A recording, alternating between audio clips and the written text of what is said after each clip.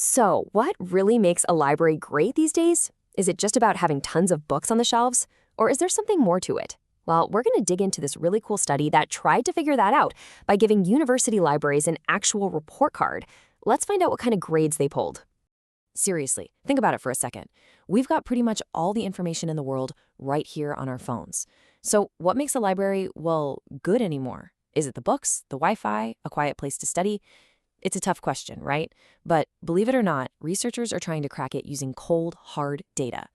And to get some real answers, we're zeroing in on a specific study from 2018. It took a close look at 7 private university libraries in Bangladesh. For 2 years, from 2015 to 2017, it was all about tracking their performance. Seeing who was at the top of the class and who needed to study a little harder. Okay, so how do you even grade a library? Well, the researchers use this pretty advanced tool called Data Envelopment Analysis, or DEA for short. Now, that sounds complicated, but here's the simple version. Think of it as a way to calculate an efficiency score. It basically looks at all the stuff a library has, its inputs, like staff and books, and then measures how good it is at turning all that stuff into actual results, like services for students. And here's the key thing you need to know. For this study, a perfect score is 1. That's it. If a library gets a 1 or even higher, it's basically getting an A+. It's running at peak performance. Anything less than a 1, well, that means there's homework to do. So with that in mind, let's see the grades. All right, so report card time.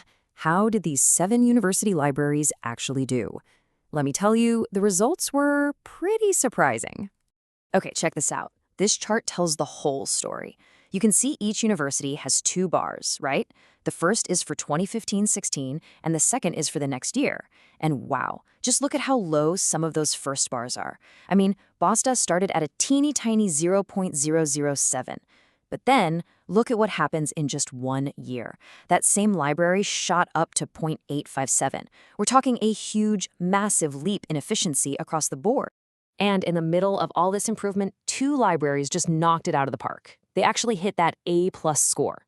By the end of it all, the International Islamic University Chittagong, we'll just call it IIUC, and another one, BAUSTC, both got a score of 1 or even better. They basically set the curve for everyone else.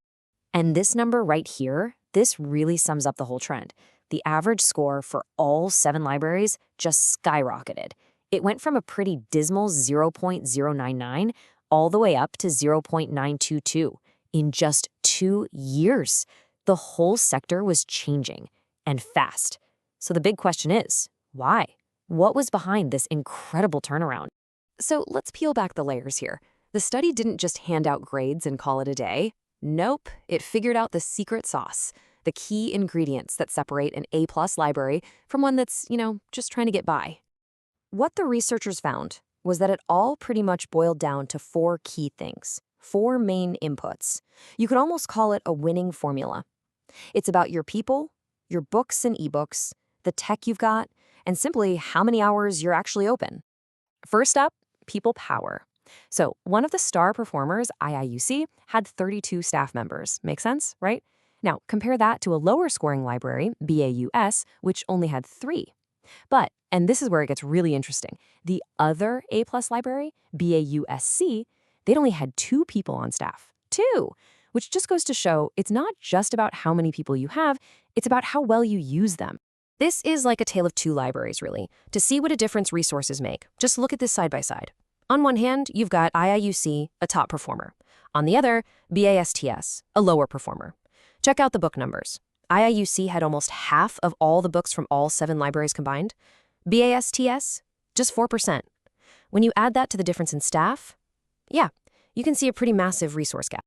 And of course, there's technology. This was a huge piece of the puzzle. The top-scoring IUC had about 24% of the modern tech, right up there with Hamdard University at 25%.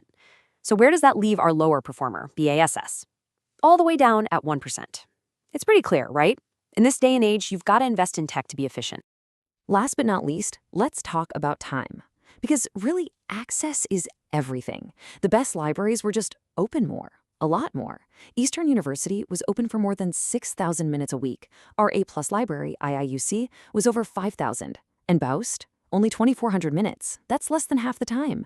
And that makes a huge difference in how useful the library can actually be.